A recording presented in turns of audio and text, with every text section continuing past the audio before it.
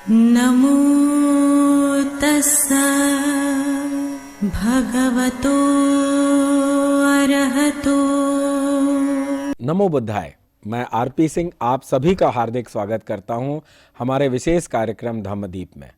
साथियों, कल के भाग में हमने चर्चा की थी सारीपुत्र और मोगलान के तथागत बुद्ध से भेंट के विषय में, और आज इस श्रृंखला को आगे बढ़ाते हुए हम चर्चा करेंगे कि इसके आगे की घटना क्या थी। हमारे मध्य उपस्थित हैं भंते कुशल सुमन जी, जो बुद्ध दर्शन में उच्च शिक्षा प्राप्त किए हैं तथा अनेकों सम्मानों से अलंकृत होने के साथ साथ अनेक मंचों से बुद्धिज्म पर अपने विचार रख चुके हैं। तो हम स्वागत करते हैं भंते कुशल सुमन जी का। बंदामी भंते जी। भंते जी, हमारे ईमेल तथा व्हाट्सएप पर निरंतर प्रश्न पूछे जा रहे हैं तथा सुझाव भी बहुत से आ रहे हैं। प्रश्नों की संख्या इतनी बड़ी है कि सभी प्रश्नों को समाहित करना संभव नहीं है, इसलिए कुछ चयनित प्रश्नों को यहाँ सम्मिलित किया जा रहा है। इसी क्रम में मेरा आपसे पहला प्रश्न कल के एपिसोड से जुड़ा हुआ है, जिसमें हमने चर्चा की थी सारीपुत्र और मोगलान द्वारा त्रिशरण अपनाने पर।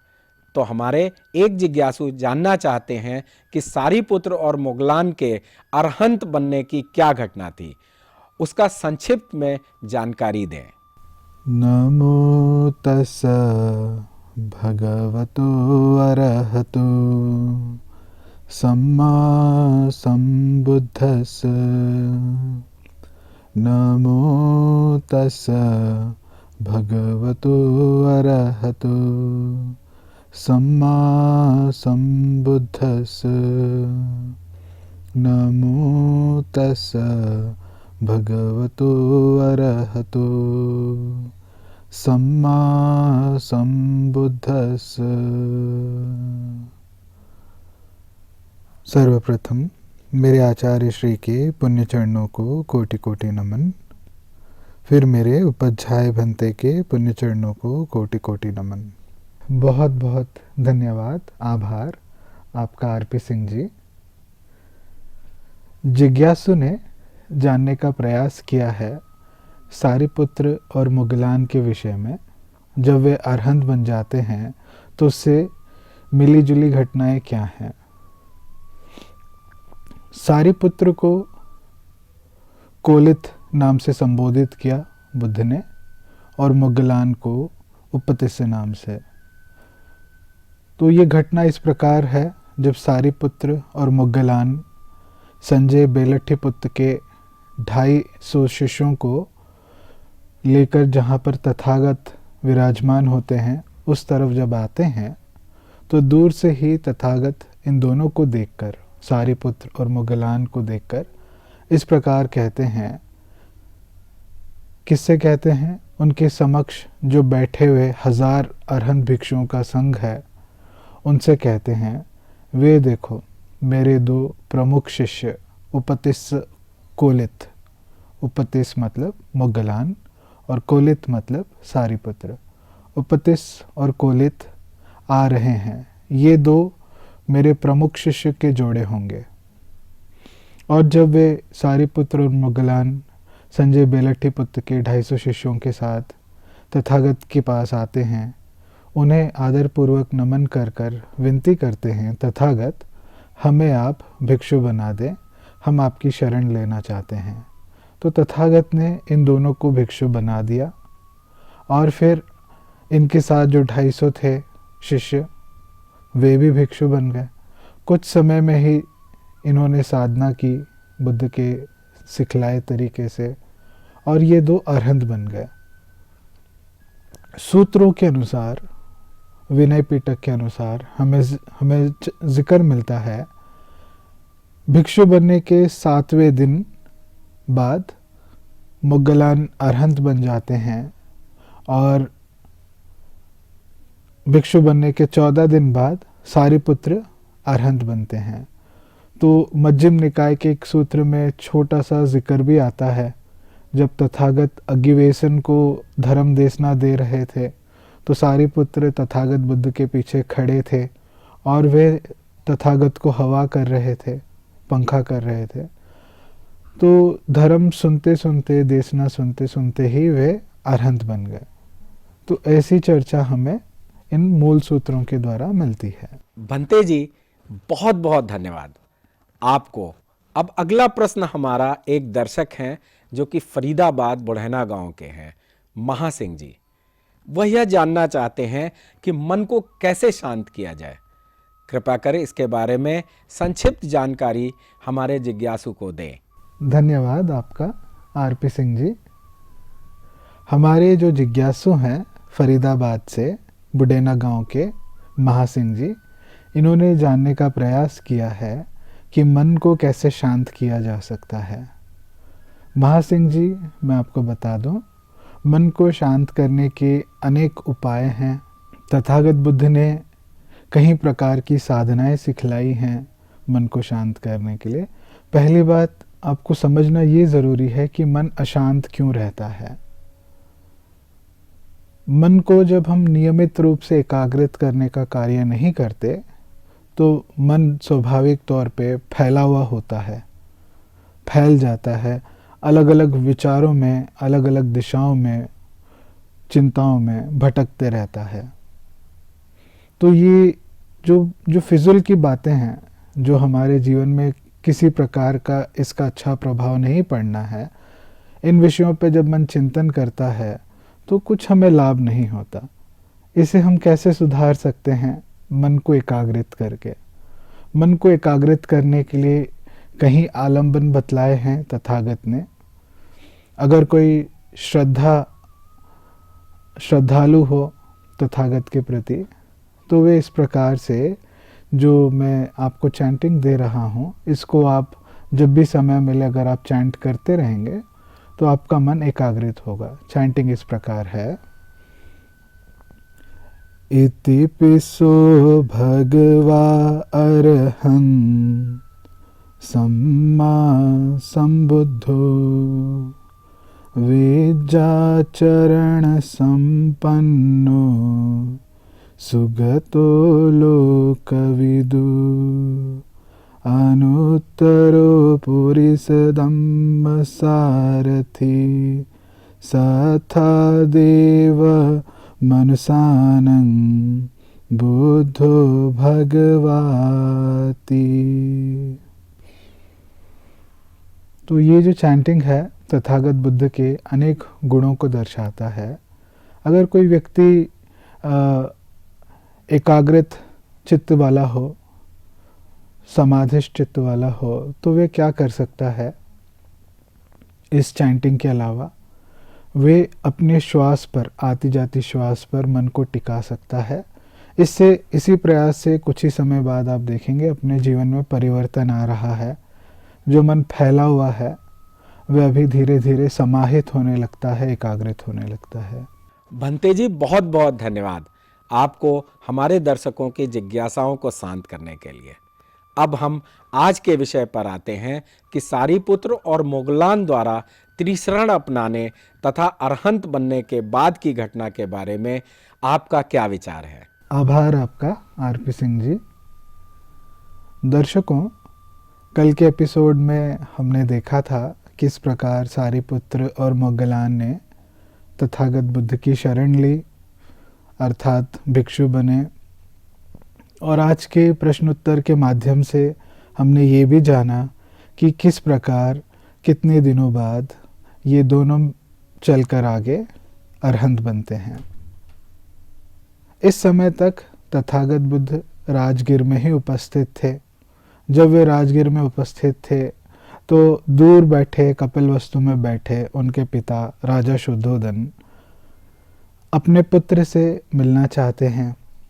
तो वे कपिलवस्तु से अपने एक मंत्री के पुत्र, जिसका नाम कालुदाई है, उसे वे राजगृह की ओर भेजते हैं अनुग्रह करने कि तथागत अपने संग के साथ कपिलवस्तु पधारें। जब कालुदाई राजगृह की ओर पधारते हैं, वे जब प्रस्थान करते हैं राजगृह की ओर, राजगृह पहुंचने के बाद तथागत से मिलते हैं और तथागत की देशना सुनकर उसमें मगन हो जाते हैं और भिक्षु बनने के लिए निवेदन करते हैं। भिक्षु बन जाते हैं। भिक्षु बनने के बाद तथागत द्वारा सिखलाई ध्यान साधना करके कुछ ही समय में अरहंत बन जाते हैं। अरहंत बनने के बाद कालुदाई ने तथागत को कहा कि तथागत, मुझे यहाँ पे भेजा गया था एक आदेश आप तक पहुँचाने। तो आदेश इस प्रकार है कि आपको आमंत्रण दिया गया है, निमंत्रण दिया गया है कपिलवस्तु के लिए। राजा शुद्धोधन आपसे भेंट करना चाहते हैं। और इस प्रकार से उन्होंने राजा शुद्धोधन का कालुदाई ने अरहंत बनने के बाद तथागत बुद्ध से समाचार उन तक पहुंचा दिया। अब तथागत को जितने दिन राजगृह में रहने की इच्छा थी वे रहते हैं। उसके बाद वे निर्णय करते हैं कि वे कपिलवस्तु की ओर प्रस्थान करेंगे। जब वे कपिलवस्तु पहुंच जाते हैं तो कपिलवस्तु में एक निग्रोधों का पार्क होता है। तथागत वहां पर जाकर विश्राम करते हैं। अगले दिन तथागत जब कपिलवस्तु की नगरी के अंदर जाते हैं तो वहाँ के जो शाक्य के लोग होते हैं, शाक्य कुल के लोग होते हैं, तथागत को वंदना सही प्रकार से नहीं करते। तो इसके चलते तथागत ने 2 चमत्कार दिखलाए। तो सर्वप्रथम चमत्कार इस प्रकार था कि तथागत हवा में, ज़मीन से थोड़ा ऊंचाई पर हवा में उड़ जाते हैं। और दूसरा चमत्कार इस प्रकार था, जब वे हवा में होते हैं तो उनके शरीर के कुछ अंग से ठंडे पानी का झरना बहता है और दूसरे कुछ अंगों से गर्म पानी का झरना। इस चमत्कार को देखकर वहाँ के लोगों में तथागत के प्रति श्रद्धा जागती है और तथागत फिर कपिलवस्तु के लोगों को वेसंतर जातक की कहानी सुनाते हैं और वहाँ से आगे बढ़ने का निर्णय लेते हैं। तो वेसंतर जातक सुना दिया। अभी अगले दिन सवेरे तथागत राजा शुद्धोधन के महल आते हैं। महल पहुंचकर राजा शुद्धोधन ने, उनकी माता महाप्रजापति ने और महाप्रजापति के पुत्र नंद ने तथागत को नमन किया। फिर आदर पूर्वक तथागत को भोजन करवाया। भोजन करवाने के पश्चात तथागत ने इन तीनों को धर्म देशना दी और साथ ही धम्मपाल जातक कथा भी सुनाई। तो जब तथागत धर्म देशना दे चुके थे तो उस समय राजा शुद्धोधन अनागामी बन चुके और माता महाप्रजापति वे श्रोतापन बन चुकी। मैंने दर्शकों से पहले भी बताया है कि कोई व्यक्ति अरहंत बनता है तो उससे पहले उसको 3 पड़ाव पार करने पड़ते हैं: श्रोतापन, सकतगामी, अनागामी, अंतिम में अरहंत। तो माता महाप्रजापति श्रोतापन बन जाती हैं तथागत की देशना सुनकर और पिता शुद्धोधन अनागामी बन जाते हैं। भोजन समाप्त होने बाद, धर्म देशना देने बाद तथागत वहाँ से निकलते समय अपना पात्र नंद को सौंप देते हैं पकड़ने के लिए और बिना कुछ कहे वहाँ से निकल जाते हैं। महल से अपने विहार की ओर प्रस्थान करते हैं। तो नंद थोड़े से कंफ्यूज थे कि उन्हें क्या करना चाहिए, उन्हें समझ नहीं आया। तो वे तथागत के पीछे पीछे चलने लगते हैं। तो नंद जब तथागत के पीछे पीछे जा रहे थे तो नंद की जिस युवती से शादी होने वाली थी वे उन्हें पुकार के कहती है, जल्द लौट के आ जाना नंद। इस वारदात के बाद नंद तथागत बुद्ध के पीछे उनका पात्र लेके वहाँ तक पहुँच जाते हैं जहाँ पर तथागत विराजमान थे, जहाँ पे तथागत का निवास स्थान था, निग्रोध पार्क। वहाँ पर पहुँचने के बाद नंद ने तथागत के समक्ष उनका पात्र रख दिया और वंदना करके बैठ गए।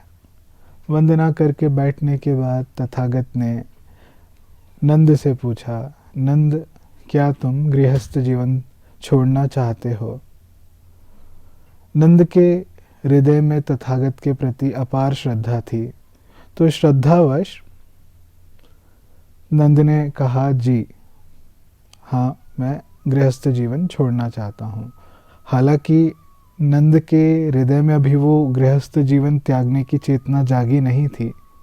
दर्शकों को मैं याद दिला दूं, जब नंद तथागत के पीछे पात्र लेके आ रहे थे, तो वहाँ पर उनकी होने वाली पत्नी ने उन्हें पुकार लगाई और कहा, नंद, जल्द लौट कर आ जाना। तो ये जो इनकी होने वाली पत्नी थी, इनसे नंद बेहद प्यार करते थे, और इसके बावजूद तथागत के प्रति श्रद्धा होने के कारण वे भिक्षु बनते हैं।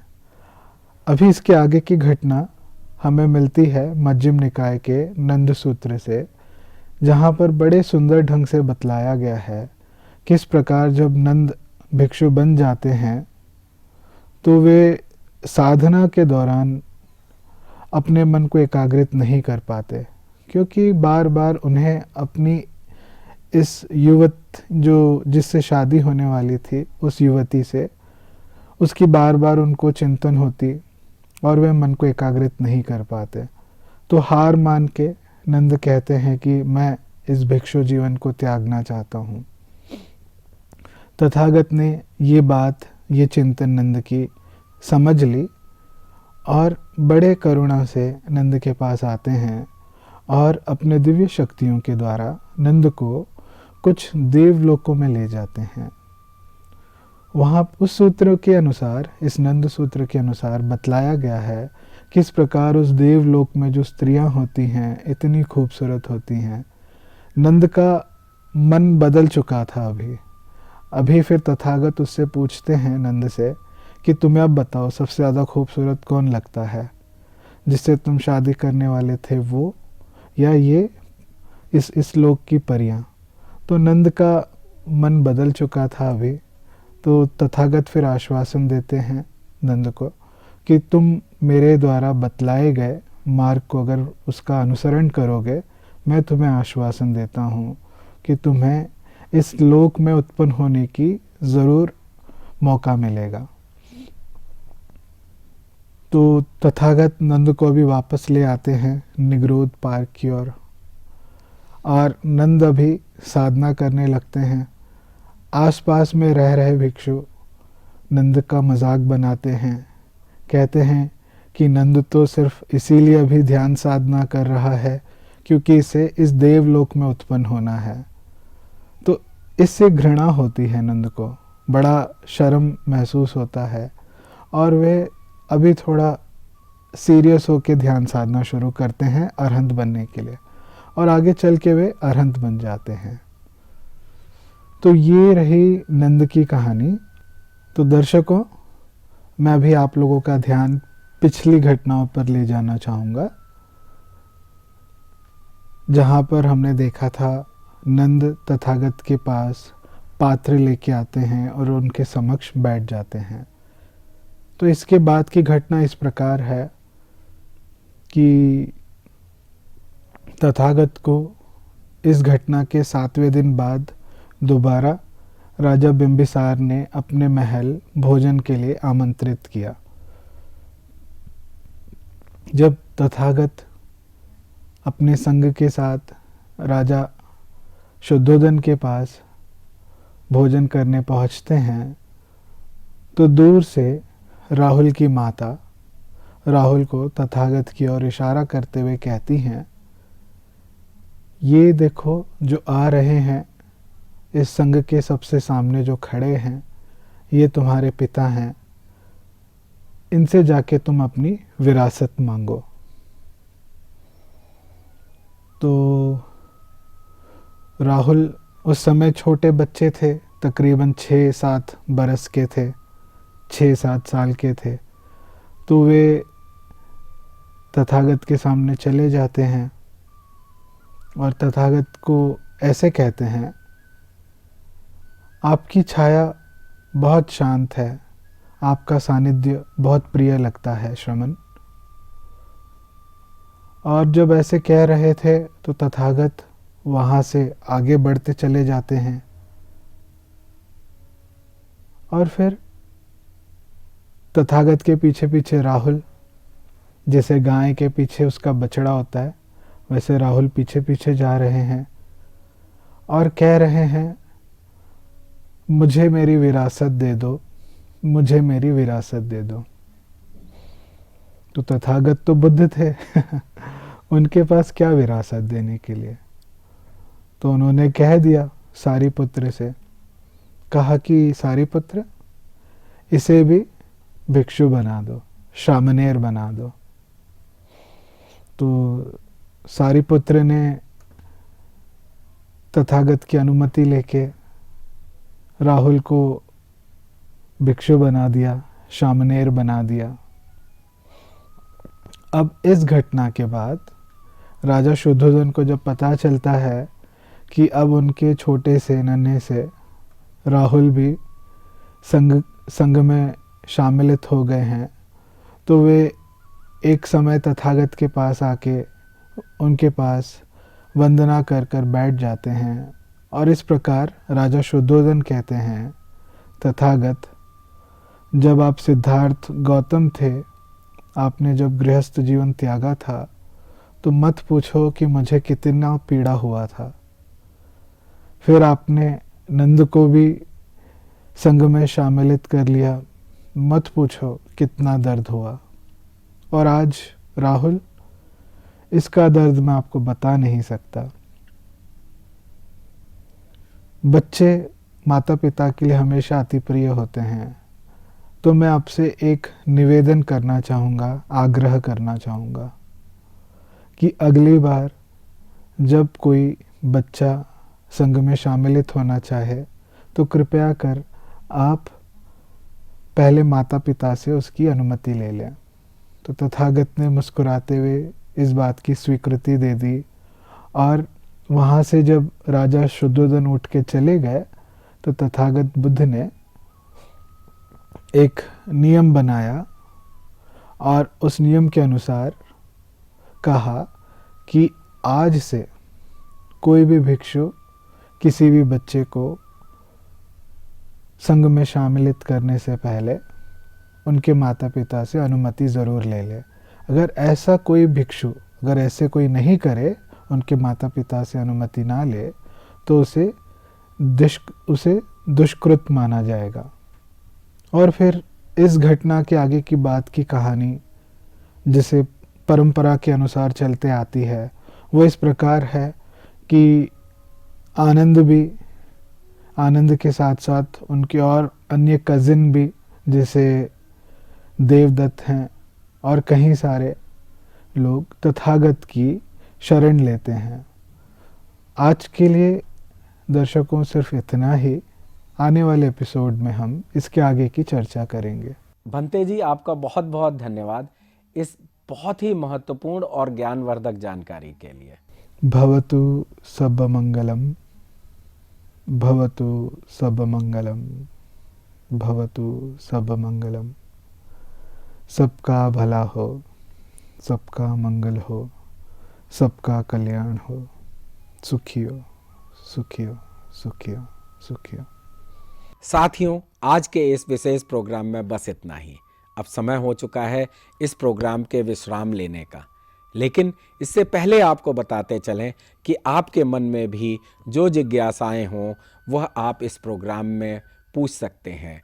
और प्रश्न पूछने के लिए व्हाट्सएप नंबर हमारा नीचे चल रहा है। आप हमारा प्रश्न अपने ईमेल द्वारा भी पूछ सकते हैं। हमारी ईमेल आईडी नीचे आप देख सकते हैं। इस पर आप अपने प्रश्न भेज सकते हैं। मुझे उम्मीद है कि आप अपनी जिज्ञासाओं को दबाएंगे नहीं और इस प्रोग्राम का हिस्सा बन अपनी जानकारी भेजेंगे और साथ ही अपनी जिज्ञासाओं को शांत करेंगे। तब तक मैं आरपी सिंह और भंते कुशल सुमन जी के साथ लेता हूं विदा। कल इसी समय आपके सामने फिर उपस्थित होंगे। नमो बुद्धाय। नमो तस्सा भगवतो अरहतो